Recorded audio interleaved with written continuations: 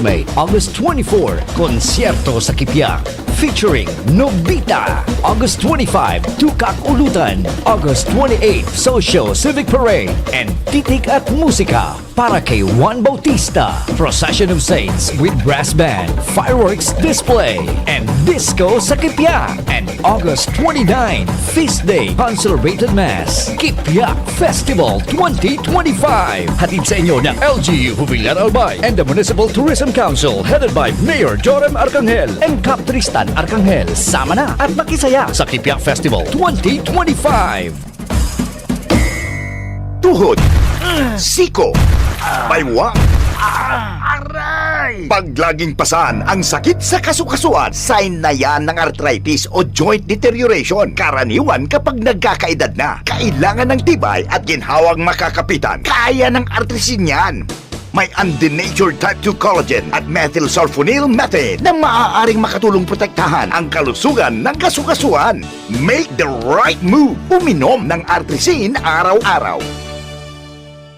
Mabibili ang Artrisin sa mga leading drugstores nationwide. Mahalagang paalala, ang Artrisin ay hindi gamot at hindi maaaring gamitin panggamot sa anumang uri ng sakit. Walkathon o marathon man yan, kayang-kaya with strong joints. Siyempre, posible yan through proper diet, regular exercise at araw-araw na pag-inom ng Artrisin. Ito ay may dietary supplement na may tulong proteksyon mula sa undenatured type 2 collagen at methylsulfonylmethane. Ang undenatured type 2 collagen ay natural na nutrisyon na nagpapatibay sa kasukasuan, habang ang methylsulfonylmethane naman ay clinically used for arthritis. Kapag pinagsama ang dalawang sangkap na ito ay isang powerhouse nutrition for healthier joints, bawas pananakit pa at dagdag mobility sa kasukasuan. Mabibili ang Artrisin sa mga pangunahing butika nationwide. Make the right move.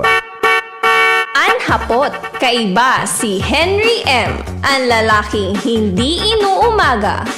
Sige, mga tugang, oras natin, 8:39 in morning. Hindi po sa sendong programa sa DCGB. Aramon tadawan mga report. Hali po dyan sa luwas. Kasabay tabi si Joshua Bino. Joshua, good morning, Joshua. Good morning, BP. Yes. Good morning sa mga paraan tabay. Good morning. Kumusta ang pagbisita kay Mama?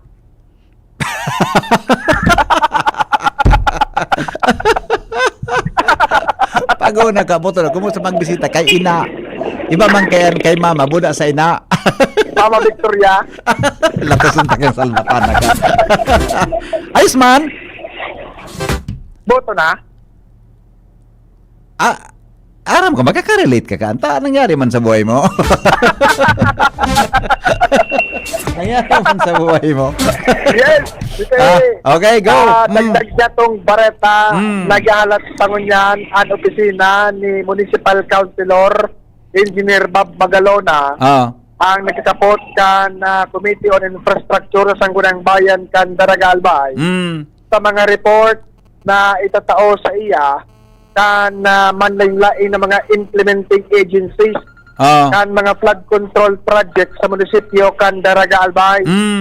Pagpoon sa DPWH Regional Office, DPWH Albay 2nd District Engineering Office, maginman sa Albay Provincial Engineering Office, kunigwasindan ng mga pinag-implementar at i-implementar pa sa mga flood control project sa Daraga Albay. Kan nakaaging sesyon kan pinagbawot ni Magalona na mag-request ng mga listahan kan mga flood control project sa Daraga Albay.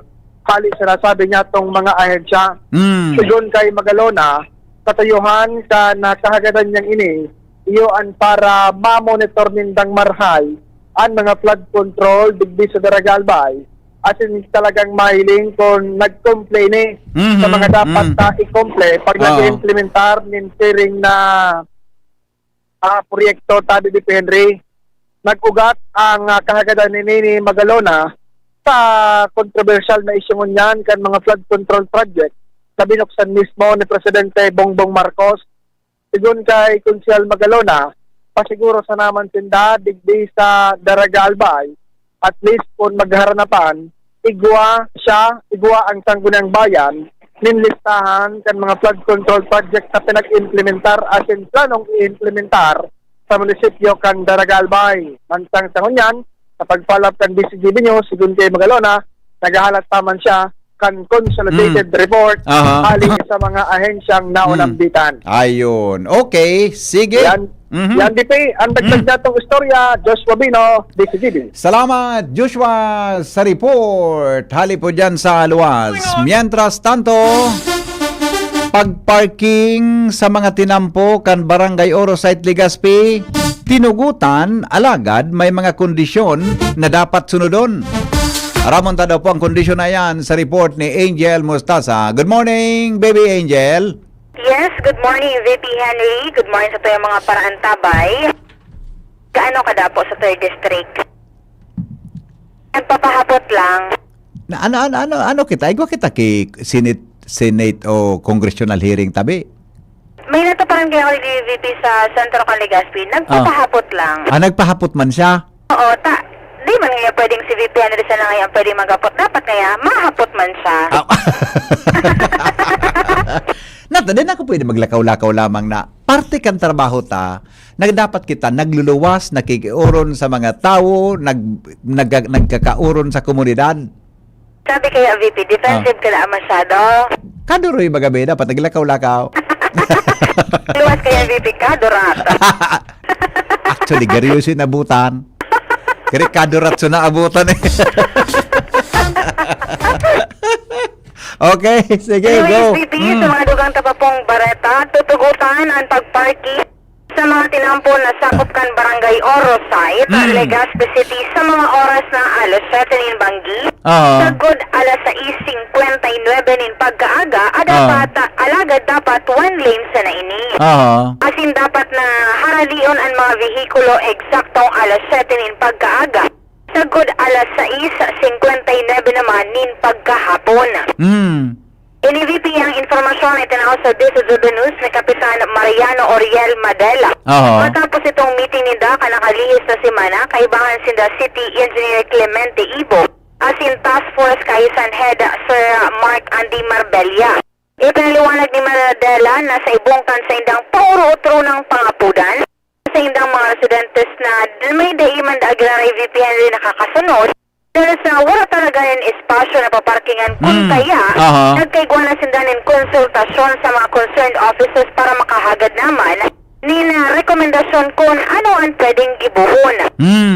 Sa ibong kanasabing pagtugot, sinabi ni Kapitan Madela na dapat man gararin na maigot na magsunod ang sa indang mga residentes sa nasabing polisiya dahilan saan pinalilad kayo ni sa mga mabayular iyo ang clamping o towing kan sa indang mga vehikulo. Ayun. Sinabi ni Kapitan Madela na nasabing lakdang ginibo na maninda na pauruturo na ngaya itong concern mi ngaya. May mga nakakabot na ngaya sa muyang reklamo na dahil nga ni sa bako disiplinarong pagparking sa mga tinampos sa indang barangay, maging ang presensya man kan man iba-iba nakakaulang sa sidewalk na dapat agihan kan tawo. Ayun. Okay, tama yan. At least lamang may disiplina na pwedeng impose sa lugar. Di ba? Wala, piyoto naman talaga. Di pisilon man pag ang mga auto yaw na sa tinampo. Dapat man talaga properly park ang mga iyan. Tangani na iwas aksidente. Buda, pag yaw ka naglakaw baga sa tinampo, ang side swipe, di pisilon. Kata di ba ang auto mo niyan eh? Di mo naman nangugan andar kan makina. Mga masilinsyuhan ang auto ang makina. Kaya dapat dalo sa mga iyan na mga dito, sa mga hybrid. Wala ibang gasolina. Dahil mo naman nangug na may ato sa likod mo. Kikig ka na sa pagbinusinaan ka. Kaya VP, alas 7 pagkaaga sa good 6:59 PM, dapat wala ni nakaparking dyan sa palibot kan tinampo na sakop kan Barangay Oro Site. Very good. Tutugutan sa naan 1 lane parking 7 PM sa good 6:59 AM. Yan. Si Sen, ma-impose ka pag may violator. So, Barangay VP, nasa pagreparo iyan together with koordinasyon sa Task Force Kayusan and sa City Engineering Office. Ayun. Okay. Sige. Kuya VP Henry, ang mga istorya parigli sa luwas with Kuya Boy, Angel Mustaza, this is Jibin. Salamat, Angel, sa report. Mientras tanto, mga tugang, registrasyon kan mga botante sa syudad kan Tabaco pinag-extender po ni duwang aldaw. Napano daw? Ha? Natalaw ta na-extend sa Tabaco City. Aramon ta daw po ang detalye sa report ni Jomar Bien. Jomar, anong latest? Salamat, BP Henry. Ang latest, bako yan na headline. Oh. Ang latest, nagangala sa mga nakahiling sa emo digdi sa First District Kasubangki. Tapag paligaspi mo, nag-agi ka pang Third District. Latos untak yung salmatana ka na. Mura po ka. Kaya pala ng latest. Iyon latest. Makatakuto na talaga maglakaw-lakaw niya. Maski sa'yo na talaga, Na paano ngayang nabarita ni Jimmy si BP Henry sa Third District, nakasubanggi ngayang amay, digdingin niya naglimok-limok sa First District. Ako nga ni, gari, nakakuha na, nakalawod na kita. Gusto ko kuta na din ako magparapahilingon sa Facebook. pag nahiling ka sa Facebook, maski sumaing ka, dahil ka maka pagparahilingon ka sa naguyom-hiyom. Magano ka na, adal ka na mag-makeup na day ka mamit. Pagkatapos, pagkahilingan sa imo, hilingon sa kataning mo. Inda! BP Henry, sa masunod, pag ako nagyan sa Patabako, ako may tiwala ko sa imo, di ako imbestigan on the air. Dahil man ako nag-investigar. Kundi yung baga nagruluwasan na, alangan man, ini, magsirin. Makatakuton pa lang talaga, Na, alangan, matigiris ko pa na ako kang iba. Sa bagay. Okay. Sige, go. Duwang aldaw, BP Henry, na-extended na pagparehistro kan mga botante digdi sa syudad kan Tabaco. Alagad, ang mga ini, so mga daisa na, inabot na kan cut-off, kan pitages, ini ang 76 na nakapag-fill up na duman sa form para magparehistro. Ini ang kinumpirmar ni Attorney Sunshine Olaguer, ang election officer kan Tabaco City, sa pagsasabi na inaprubaran kan Comelec Manila ang request kan Comelec Tabaco na magkaigwanin na pagpapadagos kang registration tuon mo niya na aldaw. Sundo sa aga, alas 8 ang aga, sundo alas 5 ang pagkapon. Initangan, inaakomodaron sana itong 76 na mga nagpasiriring na sa registration center kan nakalihis na simana. Alagad, alas 10 na ang pagkabanggi kampit sa 10, matanga na, daina na akomodar, pero naka-file na sindakan form. Sigun kayo lager, asahan ng dangon niya na aldaw ang 76 na ini buda sa aga na magpasiring sa opisina kan Comelec para ipagpadagos ang daininda na lawas na pagrehistro para sa masunod na eleksyon. Sa iyang sinabi na pinaisinama ninda through text ang mga rehistraan mga ang 76 na ini na dain nakarehistro ka nakalis na election registration week. Sin piglalaw maninda na magpo na mag-arabutan ngunya na aga asin dapat day magkabiriyo sa aga tabaka mabiyo sa aga sa 76 magkaigwana naman in problema sa iyang piglinaw na inisanan mga akomodaron day maakomodar nin iba na gusto pang maghabol kan registration. Okay. BP Henry, nakadagdag na informasyon. Jomar Bien, DCG. Salamat, Jomar, sa report. Mientras tanto, nasa linyaman si Pading Al, fiesta dyan sa Barangay Taisan. Padi, anong latest? Go ahead. Go ahead. Okay pa man ang traffic. Okay pa man? Okay pa man. Okay pa man. Pwede Good. ka pa man magpasiring sa mga dito. Aha. Medyo makurkas-kas pa man mag-agi. Hali sa 3rd District. Okay. Good. Natusunta kang saro ka man yan, ha? Pag-una ko bagayban, mari ang horror istorya, may ikog pala. Okay. Sige. Ibalik mo na ako sa kunalapit, ha? Nakulong kitang istorya. Makatakuton ko di ka nakakuha ko na di. Latusunta ka dyan. Okay, sige. Bueno, para sa informasyon atrasado ang implementasyon kan mga proyektong halian pondo sa gobyerno nasyonal. Ini ang narireparo dahil dahil man nagkukulang nin pagporsige ang nagkakapiratang politiko digdi sa Albay, lalo si Congressman Saldico kanang Bicol. As in Congressman Attorney Pino Garbin Jr. na haros talagang grabe ang pagmaliugot. Anak ko Bicol na marisolbiran ining mga darakulang problema ta digdi, pagbuon sa tubig, sa kuryente, sa mga irrigation, alagad nariparo na kansarong taon pa na aprobaran ang darakulang budget na rin sa gobyerno nasyonal. Sa niyan, atrasado ang implementasyon dahil daw sa mga prosesong legal sa bidding process.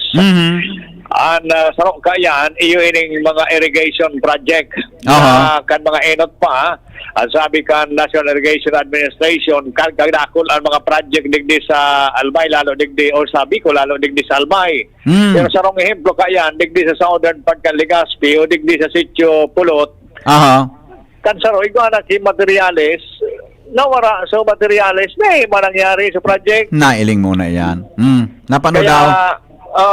iyan ang pingangalasan ko na pasaya na itong mga tuga na tuga na naiya o naiya na magkaigwa ng irrigation project, at least mamatian man lamang kan mga farmers ko niyan. Pero sa dosay na sagot sa ko niyan, daiman ki nangyayaring project. Sa ropang ko niyan, oning pigmaliugutan man ka na ko Bicol na sabi so alay ko, gulpi naman ang budget para sa rehabilitation. Alagad sagot ko niyan, aram na implementar pa sana dyan sa Daraga and sa Ligao, pero sa ibang area, lalo di sa southern part kan Legazpi, sagod pa man sana sa plano. Sabi digdi sa Imalnod, gigibuhon ang substation, pero until now dahil pa masyado positibong development plus tubig. Tubig, yaon na nakaamba na.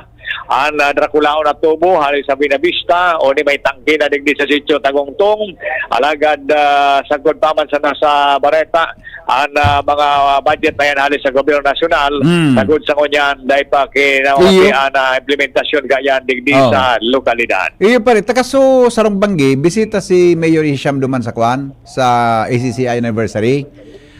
Nakamin siya duman na may pigahalat pala ng Legazpi na mga nasa 20 million sa water, duwang klase, tapos may basta 185 million ka, boss? Yes, na panahon ni Kwan, Mayor Pido, Buda sa Ako Bicol, na consider ito, pigahalat panindangon yan ang pundo para dyan sa ining water system digdi sa may 165 dyan sa Southern Barangay. Southern, digdi sa Patubig. Tagongtong. Yan, correct. Yan. Tapos, diyan ka rin yata sa parting Buraguis o 20 million, digdi sa may Buraguis area. Kaya medyo delayed man ang gata, dahil pa nakakaabot tulos. Pero pigisiguran niya na mga baka next week, o ngunya na bago magtapos ining September, Nobyembre, Oktubre, marilis ang pondo para dyan sa programa sa water supply. May delayed man agad. Pati nga na iso mga covered court na tugaman sa ibang barangay. Pero kaya mabibinipisya raman yung barangay Maslog sa ko niyan. Kaya pa na-implementar kan DPWH. Talagang may atrasado talaga pagkakot sa mga proseso legal dyan sa mga opisyal de gobyerno, lalo na ang DPWH na yung implementing agency. Okay, sige. Sabi pa diyan mga informasyon, digdi pa sa Southern Part ng Legazpi, Alarmario, DCGB. Salamat, Paringal, sa report. Hali po dyan sa luwas. Alright, sige, good morning kay Ate Mading Jen. Good morning, Tabi. Madi. Good morning, Madi. Ini si Mading Jennifer. Makaraw na naman ini na naman dahil ko sa nasimbagon. Makaraw na naman ini na madihon kong ini. Bako, tama aso sinabi ko na pwede mag-agi sa 1st District, pasiring sa 3rd. Iyo pa rin. May sablo yun, bagamigo. Maringa naman ta, horarayo ang dalagan. Horarayo. Alright, sige. Ako ni may nagpadala sa kuya ki issue tungkol mga tugang sa Bareta sa Comelec. Alright, sige. Adalan ko ining maray, mga maray na mga istorya ini na pwede tang i-discuss sa mga maabot na aldaw. And siguro sa mga ibang aldaw, may informasyon ako regarding sa mga LGUs, tabi na mga malayaw daan performance ka ba? May kinaraman tabi sa pagiging business friendly kan ibang mga local government units. So, may nagtawag sa kuyang amigo, but nataon man na initabi so naging presentasyon kay ito ni Director Director Escobar kan DILG mga tugang sampangan tang business palan may dakulaw na papel pag-abot mga tugang sa governance. So, duwang ko lang na palibasa di ako nagpapara diskuter kan mga arogay. Duwang ko lang na appreciate na pag-abot tabi sa local governance, ang business plan importante na parte kan governance. Tasusog sa pag-evaluate kan DILG, pigihiling ang mga local government unit kung sisendan mga pig-apod na mga business friendly. Yan, ha? Sige, sa mga maabot na daw, papasadahan niya to yan, tabi na isyong yan. Good afternoon po. Sir, what if ang employee is on leave of absence? Covered pa ba siya? Ayan po ang ihaputa, tabi. Pag nagluwas kay guidelines ang DILG, may kinaaraman duman sa isyu tungkol sa online gambling. Good afternoon, Hen. Talaga po ang nipad kay puhan. Nganing day magkakalyo ang tuhod mo, iba man na istalang paggamit. Okay, sige, mga pilyo ka mo. Pa-shoutout tabi sa grupo kan City Treasurer's Office. Good morning, tabi. Yan. Good morning sa Mayor, mga taga-Bakakay. Ano ini? Namaransiwal da ang kulurom dyan sa Bakakay. Naiko po. Sige daw, ipahiling ko. Akmaduman naman ako, Ronald. Jerome? Sa dyan na banggi, may lakaw. Dyan na banggi po, may lakaw ako. Itaram ko na sa Indoa. Diyan naman kan, irimbestigaran naman ako ng Indoa. Diyan na banggi, may lakaw ako, 6 o'clock. Pasiring kami dyan sa, basta may lakaw ako dyan na banggi.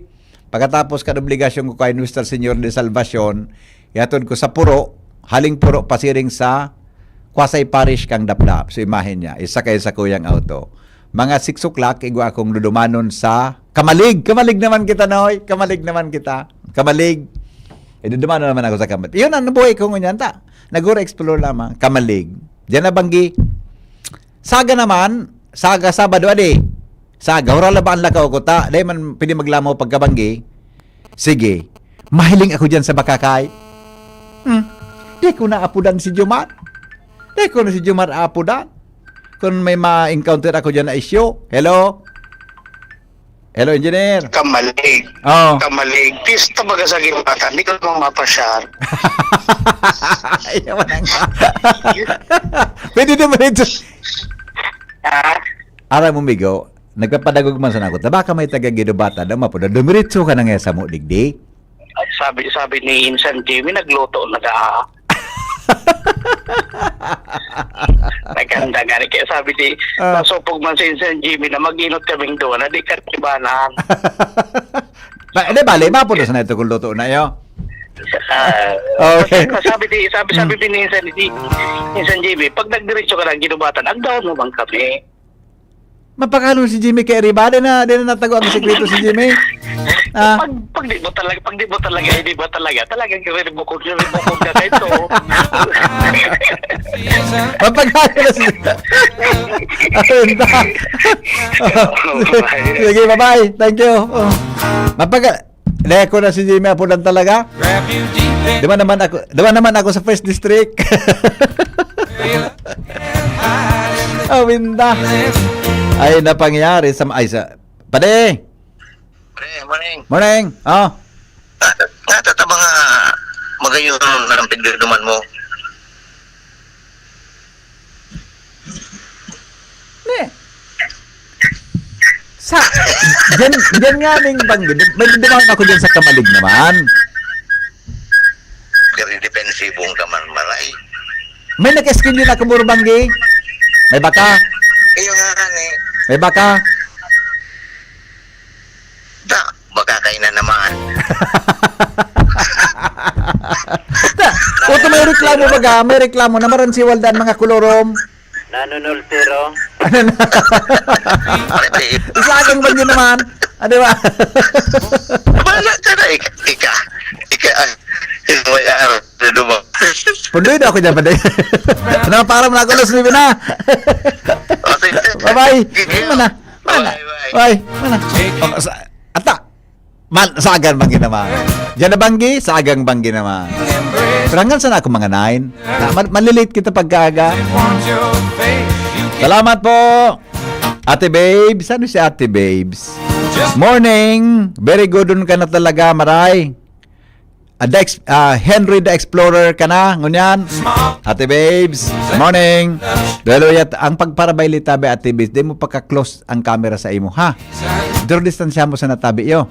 Medyo pag-close up, medyo nahalata Ate Babes. Alright, o sige. Mga tugang salamat. Goodbye. Mabuhay. God is good all the time. Ini po ang lalaking hindi inuumaga. Enjoy and smile. Mabuhay. Anhapot, kaiba si Henry M. Ang lalaking hindi inuumaga.